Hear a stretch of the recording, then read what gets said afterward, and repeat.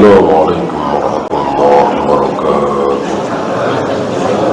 Alhamdulillah, salatu wassalamu ala rasulillah, la hawla wa la quwwata illa billah. Kita melanjutkan was-was.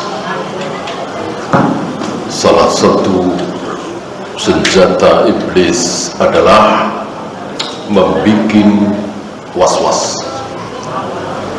Ketika seorang muslim selamat dari zina, selamat dari syirik, selamat dari khamar, dari zina, dia rajin beribadah tapi tanpa ilmu, di sini ada celah bagi iblis. Untuk apa? Untuk membuat dia was-was. Sampai kemarin kita bahas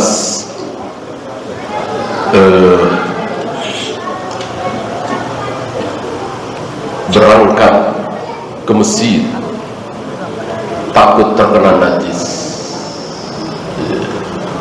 maka lebih baik sholat di rumah, memilih sholat di rumah daripada sholat di masjid terkena najis. Padahal cuma was-was,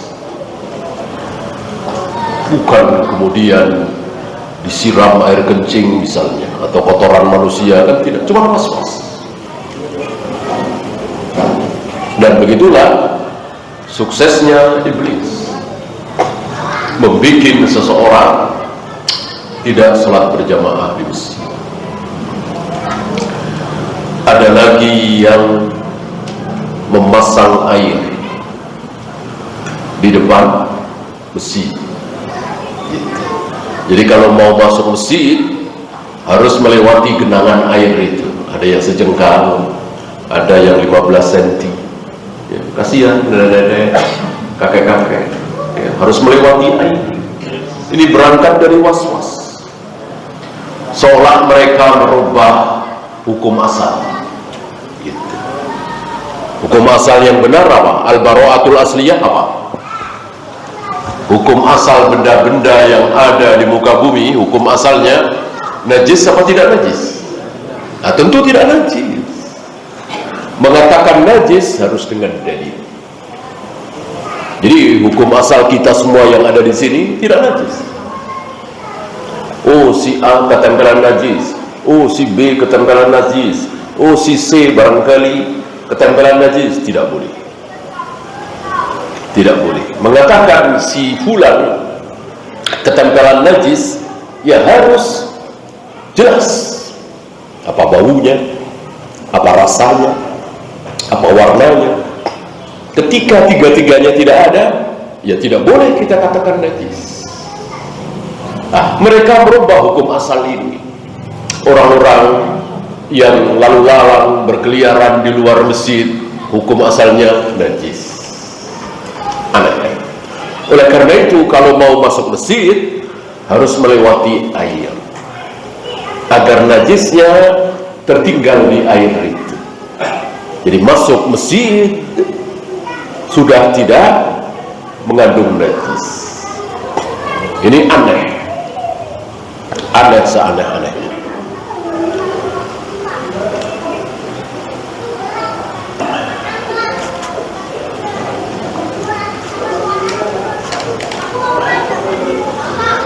Wa min dzalika talbisuhu 'alaihim fi niyyatis shalah. Ini salah satu talbis iblis, tipuan iblis adalah dalam masalah niat sholat. Dalam masalah niat sholat. Wa minhum man yaqul, di antara mereka ada yang mengucapkan sebelum sholat itu, usolli sholata kada. Ya. Beliau mengatakan faminhum, di antara mereka, mungkin tidak banyak, ya, 800 tahun yang lalu kira-kira. Sekarang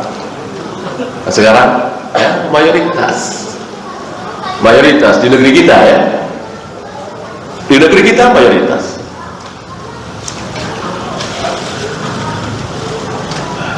hanya sedikit yang sholat tidak memakai usolli, kebanyakan memakai.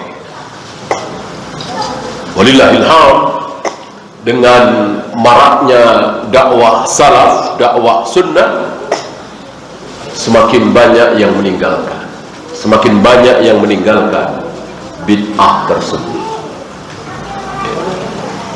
Kalau tidak mengenal manhaj salaf, ya tidak meninggalkan. Karena memang dari TK, dari SD diajari seperti itu. Pelajaran awal kan, pelajaran awal fikih begitu, bahwa sholat itu, wudu itu, puasa itu harus dengan niat. Sampai di sini benar, nggak niat nggak sah. Lalu diajarkan oleh mereka, niat itu bunyinya begini, niat itu bunyinya begini. Padahal niat tidak ada bunyinya, niat tidak ada lafadznya.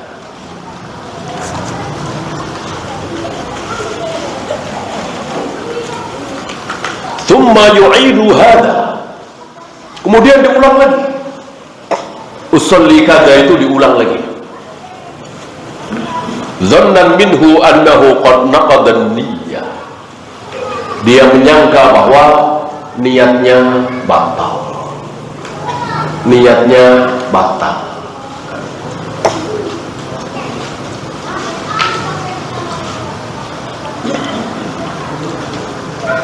Wa niyyatu la tunqadu, niat tidak bisa batal, kata beliau ya. Wa niyyatu la tunqadu, niat itu tidak bisa membatalkan kecuali perbuatan itu. Kecuali niat karena Allah bisa. Ya.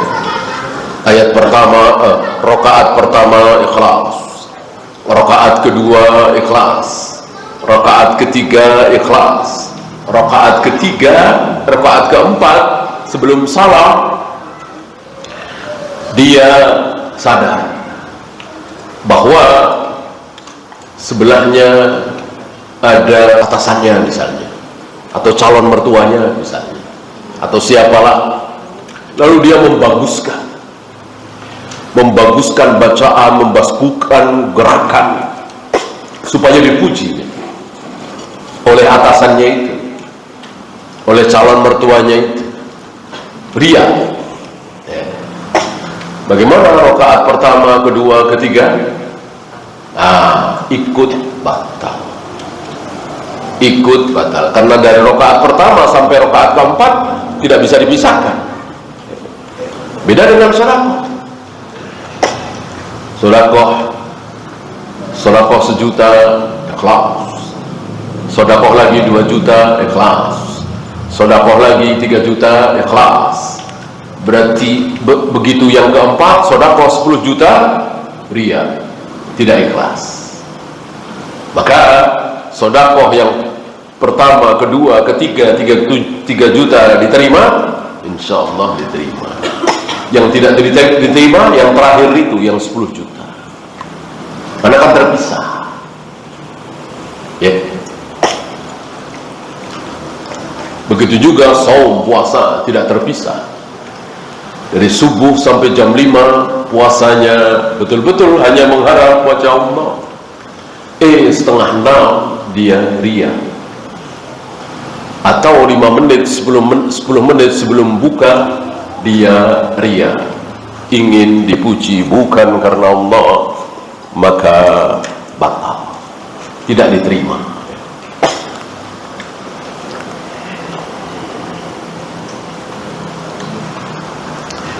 Wa illam yurdul lafdu, walaupun lafadznya nggak pas, walaupun lafadznya nggak benar, walaupun lafadznya keliru, ya.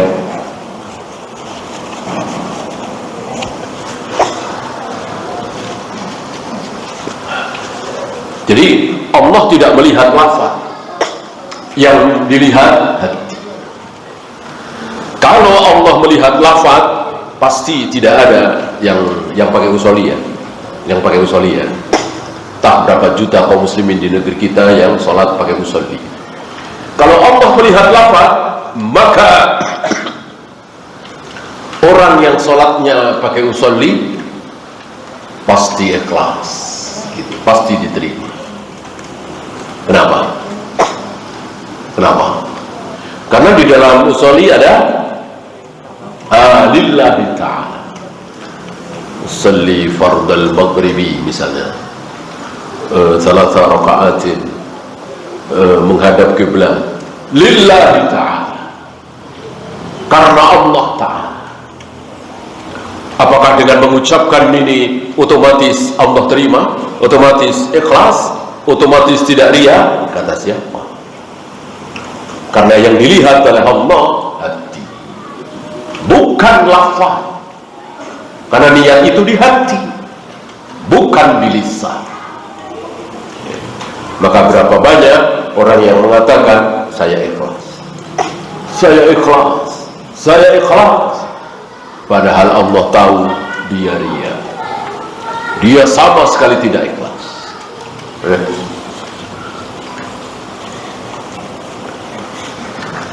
Dan tidak tertutup kemungkinan orang mengatakan, iya, saya kesini gara-gara iya. Yang lain bilang saya kesini karena Allah, saya kesini karena Allah, saya kesini karena Allah. Si fulan ini dengan entengnya, saya kesini karena dia, bukan karena Allah, karena si fulan misalnya. Tidak tertutup kemungkinan justru yang mengucapkan seperti itu ikhlas, karena Allah tahu hatinya.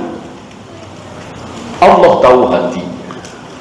Yang mengatakan saya kesini karena Allah, karena Allah, karena Allah, Allah tahu. Dia datang ke tempat itu bukan karena Allah. Ya. Dengan demikian, perlukah melafalkan niat? Jelas tidak perlu. Jelas tidak perlu. Dan nggak ada niat salah. Ya. Wah, saya salah. Nggak mungkin niat salah. Ya. Yang salah itu lafadznya. Dan Allah melihat niat, bukan melihat lafaz. Ya, ambil contoh saudara-saudara kita yang masih pakai usolli, ya.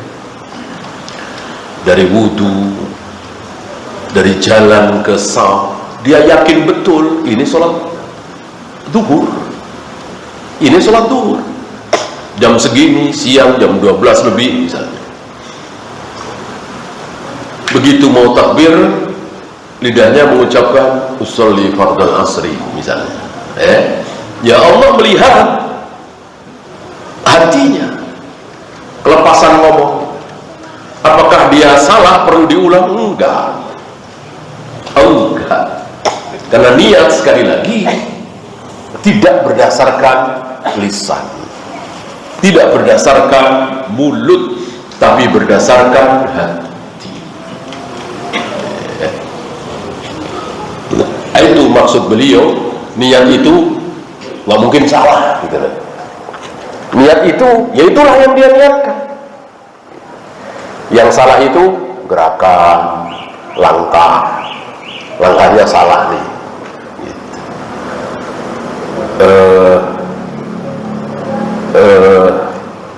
Gerakan saya salah nih. Mestinya tangan dulu kok dengkul dulu, mestinya dengkul dulu kok tangan dulu gitu. Tapi mengatakan niat saya salah, ya nggak ada. Niat itu ya pasti pas. Yang ada niatnya karena Allah atau bukan. Gitu.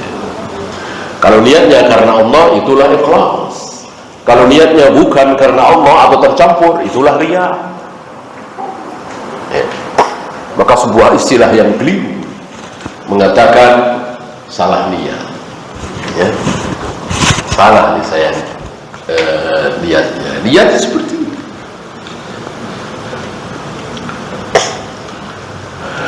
Yang ada karena Allah atau bukan. Wa minhum man yukabbiru thumma yankudu. Ada lagi yang bertakbir, udah mau sedekah, yankudu, dia batalkan lagi takbirnya. thumma yukabbiru, dia takbir lagi. Sudah mau sedekah, thumma yankudu, dia takbir lagi. Terus mungkin antum pernah melihat, kasihan sekali orang seperti ini. Ya, udah usolli diulang-ulang, usolli. Usolli sudah selesai, takbirnya begitu lagi. Ini dipermainkan oleh setan, dipermainkan oleh iblis.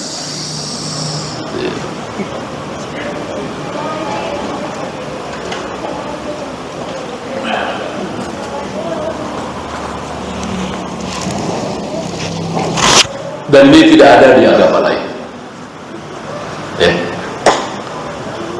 Buddha, Hindu, Konghucu, Yahudi, Nasrani pada ibadah makhluk enggak? Pada ibadah enggak? Ibadah kan? Ada yang begini, ada yang pakai apa itu, ya, ada macam-macam. Ibadah makhluk sama dengan kita kan? Kalau kita mencontoh Nabi SAW, kalau mereka entah mencontoh siapa? Nah, kalau tidak salah, beliau pernah bahas, hanya kaum muslimin yang dipermainkan oleh iblis. Gitu. Kita belum pernah dengar orang pakai apa itu, ya, dupa gitu, taruh gini lagi, was-was ya, jangan-jangan nggak sah gitu. Nggak ada. Kenapa? Iya, karena iblis tahu ini batil, ini syirik, ini jurusan neraka. Ngapain digoda? Udah biarkan dengan leluasa, biarkan nikmat, biarkan mantap di dalam kesesatan. Beda dengan kaum muslim. Karena iblis tahu betul sholat itu jurusan surga. Berbagai macam cara dilakukan oleh iblis supaya kaum muslimin itu tidak sholat. Dari mulai menutup telinga saat azan, membuat sibuk saat azan dan seterusnya, sampai menunda-nunda sholat, tidak berjamaah dan seterusnya, dia lawan semua dan dia terus sholat berjamaah. Nah, barangkali ini akhir, atau hampir akhir dari perjalanan iblis menggoda si fulan ini. Ya, nggak apa-apa lah sholat, tapi dibikin was-was, dibikin bid'ah, dibikin melakukan sesuatu yang tidak dicontohkan oleh Nabi SAW.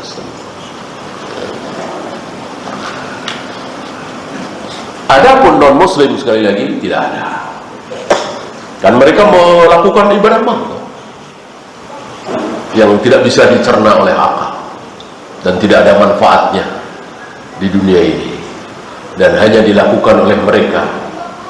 Kalau Konghucu, non-Konghucu tidak ada yang melakukan.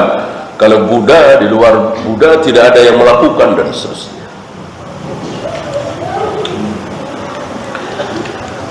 Fa'idha raka'al imam kabbarul muwaswis warqa'amah. Begitu takbir berulang-ulang,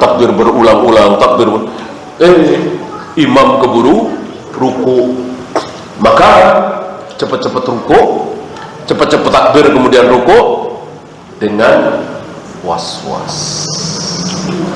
Dia takbir dengan was-was daripada ketinggalan dengan was-was, jadi hatinya penuh was-was. Ini permainan iblis. Falaita sya'ri malladhi ahdara an-niyyata hina idin wa ma zaka illa li anna iblisa arada an yufawwitahu al-fadila. Ini semua dilakukan oleh iblis agar seorang muslim itu kehilangan fadilah, kehilangan keutamaan. Karena kehilangan sholat nggak mungkin.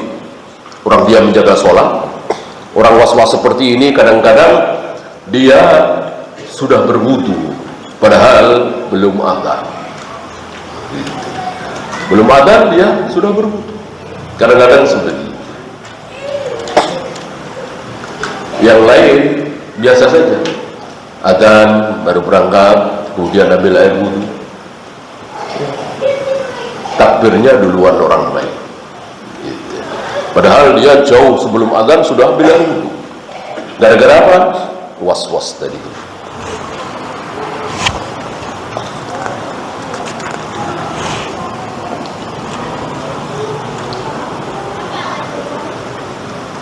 Wa fil muwaswisina man yahlifu billah.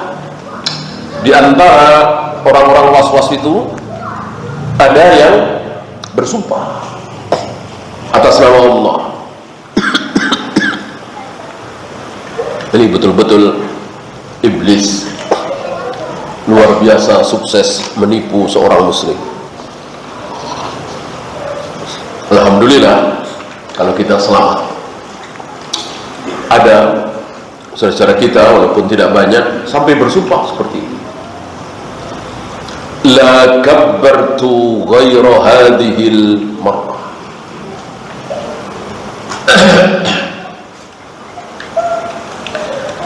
Aku tidak akan bertakbir di luar kali ini. Ini saking was-wasnya sampai pakai sumpah seperti ini. Sangat kasihan sekali, sangat menyedihkan sekali orang-orang yang was-was. Wa fihim man yahlifu billahi bil khuruji min malihi aw bit talaq. Ada lagi yang bersumpah atas nama Allah mengeluarkan, ya, keluar dari hartanya, bil khuruji min malihi, aneh, aw bit talaq, bahkan tolak. Mudah-mudahan kita selamat ya. Ada saudara-saudara kita, bahkan ada riwayat ini di zaman Imam Malik, dia menangis mendatangi Imam Malik dengan mengatakan, aku marah ketika aku terganggu dengan suara burung.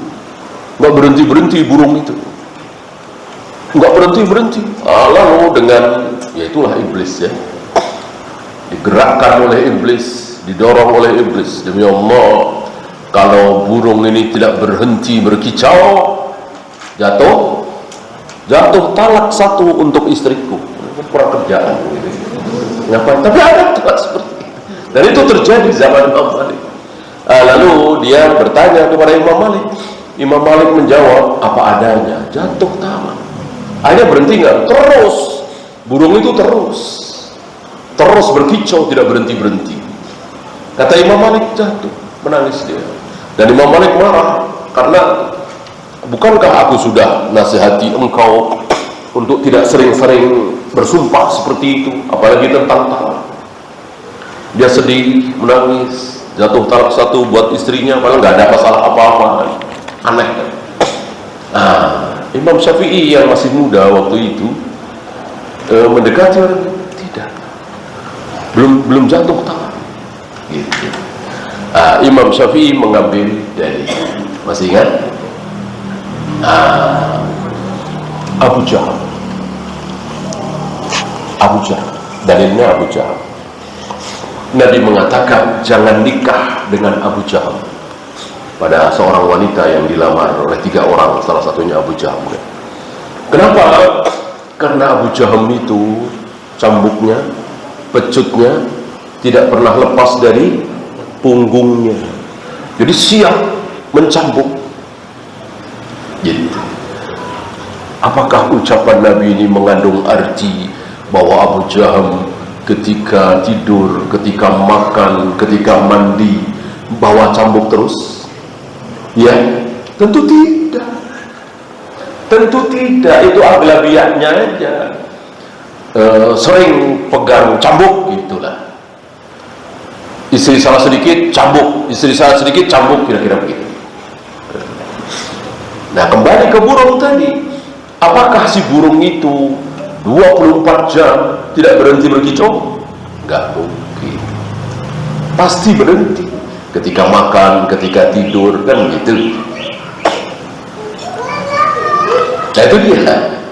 Maka anak muda ini kembali kepada Imam Malik dengan membawakan hujah yang disampaikan Imam Syafi'i, dan Imam Malik rujuk.